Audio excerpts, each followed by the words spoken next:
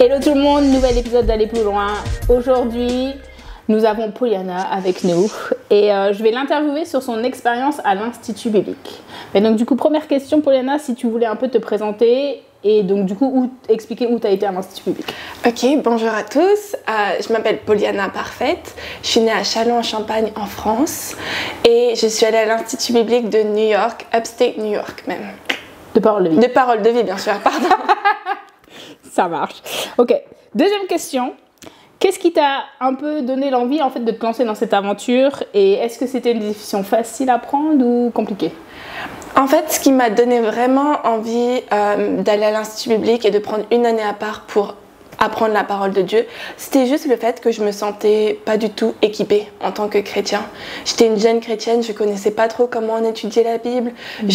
J'ai grandi dans l'église, mais c'est comme si j'avais pas assez de matériel en main pour me défendre. Si des gens me posaient des questions, si mes amis, si mes collègues, je me sentais vraiment pas du tout équipée. Donc on m'a parlé de l'Institut biblique et ça m'a donné trop envie. Et est-ce que j'étais stressée ou inquiète ? Totalement, j'étais complètement stressée et inquiète, surtout que c'était dans un autre pays que j'étais jamais allée, dans une autre langue que je parlais pas beaucoup. Mais le Seigneur a vraiment apaisé la situation, il a ouvert les portes de manière assez miraculeuse. Et quand j'ai pris l'avion, j'étais en paix, j'étais trop contente, c'était génial. Top, j'adore.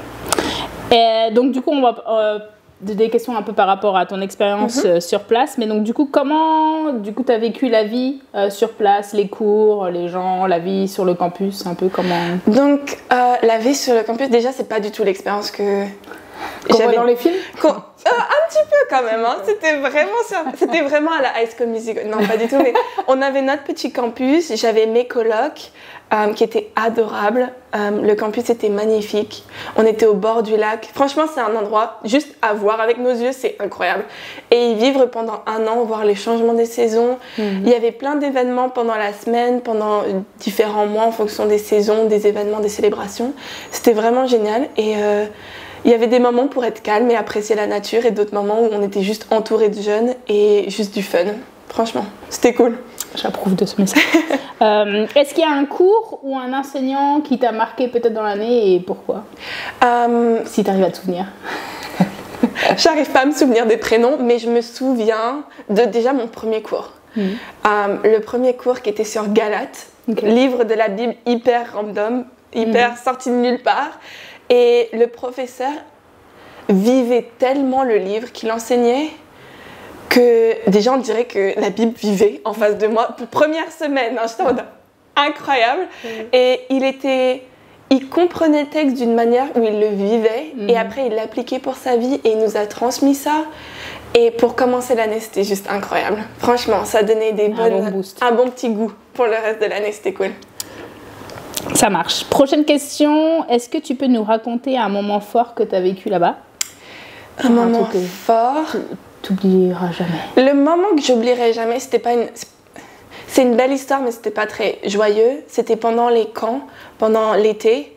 Donc c'est 2 mois où on fait des camps. Moi j'étais une monitrice, donc j'étais avec des jeunes toute la semaine.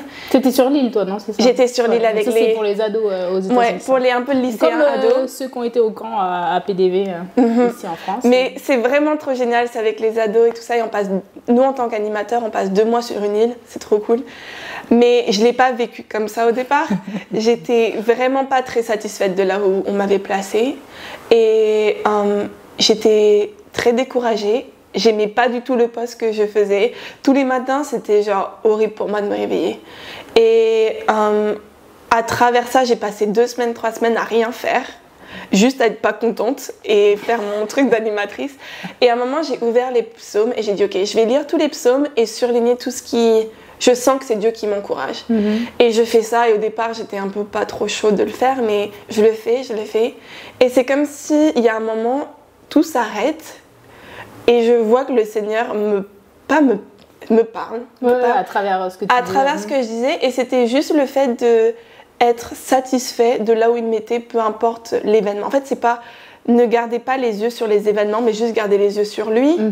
Et c'était trop fou parce que j'ai pu enfin apprécier de servir Dieu, en fait. Ce qui était ma mission pendant les 2 mois.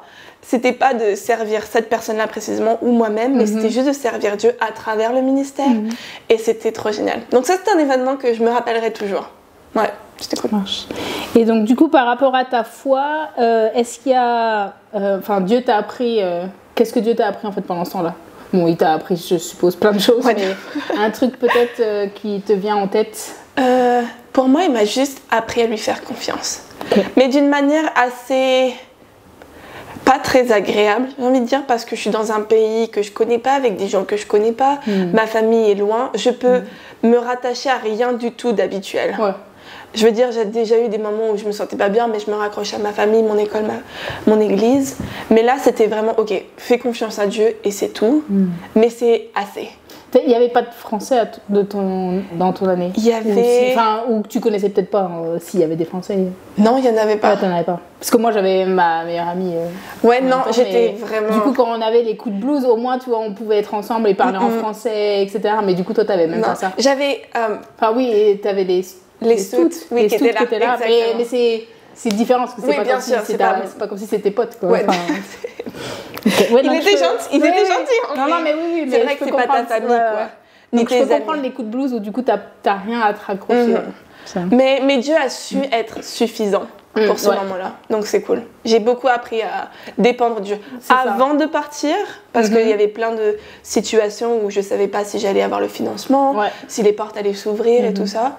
Et après, quand j'étais dans le pays et dans le campus, de dire ok Seigneur, je te fais confiance, tu m'as placé là pour une raison, let's go. Ça marche. Prochaine question. En quoi du coup tu as un peu répondu là, mais en quoi ton passage à l'Institut a changé ta relation avec Dieu? Pour moi, je dirais que ça a créé une discipline hyper saine. En fait, vu que c'est pendant un an où tu as un rythme un peu basé que sur ta vie spirituelle, je trouve que quand tu sors de ça, tu gardes des habitudes qu'il faut toujours nourrir spirituellement. Automatiquement, on ne fait pas juste les choses pour le faire. Mais ça crée un peu un socle de base qui t'aide quand la vie elle est un peu secouée. C'est compliqué. Ouais, tu sais au moins, ok, je me rassois, je reprends mon temps spi. Revenir sur les fondations. Exactement. Et je trouve que ça m'a vraiment aidé à ça. Ou même par rapport avec, j'ai commencé des groupes de jeunes et j'avais au moins un peu de matériel ou des expériences par rapport à ça que j'avais pas avant. Donc ça c'est cool. C'était vraiment génial. Et qu'est-ce que tu dirais que cette expérience t'a aidé à mieux comprendre justement la volonté de Dieu pour ta vie? Donc bon, pas la volonté, mais genre toi, ton service au quotidien dans l'église. Ma réponse va être drôle parce que non.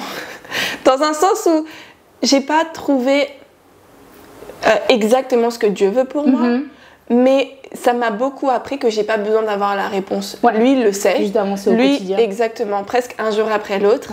Et lui, il me place à un endroit et moi, je le sers. Et c'est tout ce que j'ai à faire. Chercher une manière de le servir. Et je dirais que Parole de vie m'a beaucoup aidé à ouvrir mes yeux sur le fait que peu importe où on est placé, même avec les service assignments, il y en avait qui étaient dans la bibliothèque, d'autres à la cuisine, d'autres aux médias. Sur la propriété. Exactement. Chacun devait trouver un moyen de servir Dieu et de servir les autres. Et je trouve que ça m'a vraiment aidé dans la vie en général. Parce que peu importe dans notre travail un peu du monde, ou même dans le service à l'église, chacun a sa place et chacun peut servir Dieu d'une bonne manière. Et ça peut être dans les petits détails que dans les... C'est obligé d'être un gros truc. Exactement. Donc c'est pas la grande image qu'on a, mais c'est les petites et on sait qu'on va aimer Dieu et servir. Ça marche. Prochaine question, est-ce que tu as eu des moments de doute ou de remise en question pendant ton année? Et si oui, du coup, comment Dieu t'a aidé à les traverser? Tout le temps. Franchement, tout le temps. Mais je trouve pas que c'est négatif. Je trouve que c'est bien d'avoir des doutes parce que ça te permet de revenir à la source. Toi, tu peux être comme ça et Dieu reste comme ça, tu as juste à revenir à lui, quoi. Et ce qui m'a permis de... Ta question, c'était ce qui m'a permis de sortir de là. Comment il t'a aidé à traverser du coup ces moments de doute ou... La parole de Dieu et ses promesses. En vrai. De faire confiance pas à qui je suis, à ce que je fais, mais qui il est et ce qu'il fait et ce qu'il promet de faire. Et c'est tout. Ça marche. Prochaine question. Comment ce que tu as appris du coup continue à influencer ta vie aujourd'hui? Après, tu as déjà un petit peu répondu dans les questions passées. Qu'est-ce que j'ai appris qui continue de m'influencer aujourd'hui? Tout ce que tu as vécu à l'Institut biblique, au jour d'aujourd'hui, ça continue d'influencer. Tu l'as un peu mentionné avec les routines, enfin retourner à la fondation. Retourner à la fondation, les ministères. Chercher aussi le fait que, je l'ai dit en affirmation, mais je le dis aussi en action, le fait de... On a tous une place quelque part pour servir Dieu, mais chercher aussi ça. Que là où Dieu nous place, ok, comment je peux servir Dieu là où il me place. Ça, c'est pas juste un fait, mais une démarche de chercher Dieu partout et de chercher à le servir partout. Ça marche. Et donc là, conclusion un peu, les questions de conclusion, mais donc c'est qu'est-ce que tu dirais à un jeune chrétien qui se demande si ça vaut le coup de mettre un an à part pour Dieu? Et quel conseil tu lui donnerais s'il hésite à faire un institut biblique? Qu'est-ce que je lui dirais? Go for it, for sure.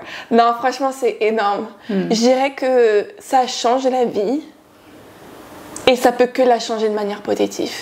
Regarder à Dieu, prendre du temps pour Dieu, prendre du temps pour ta relation avec Dieu ne peut que faire du bien.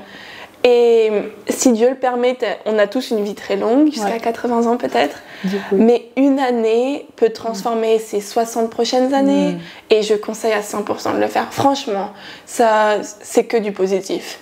Et même dans les moments tristes, il n'y a que du positif qui ressort parce que tu regardes à Dieu. Si ton cœur est vraiment dévoué à chercher Dieu, alors ça peut que être génial. Amen. Et dernière question, si tu pouvais résumer ton expérience à l'Institut biblique en un mot ou une phrase, ce serait quoi? En un mot? J'ai oublié mon mot. Impactant, c'est ça, impactant. Parce que le avant et le après est différent. Mon avant et après était différent, mais en fait, ça remet tout en question un peu sur où tu mets Dieu dans ta vie. Et je pense que c'est une des meilleures questions qu'on peut se poser. Et de rétablir la base avec Dieu, de rétablir ta relation avec lui, ce que tu connais de lui. Parce que même à travers tous les apprentissages qu'on fait, on réapprend qui est Dieu et qui est Dieu pour nous-mêmes. Et c'était une année qui était juste impactant en fait. C'est tout ce qui ressort. Ça m'a vraiment changé, mais... Ça t'a impacté. Ça m'a impacté. Super. C'est tout en tout cas pour cet échange. Merci pour ton partage. Avec plaisir, merci de m'avoir écouté. C'est top de voir comment Dieu peut agir dans la vie et en utilisant l'Institut biblique comme outil. Et merci en tout cas encore Pauliana. Merci à toi, c'était trop cool. Merci. Et les amis, on se revoit dans 2 semaines pour le prochain épisode d'Aller plus loin. Salut!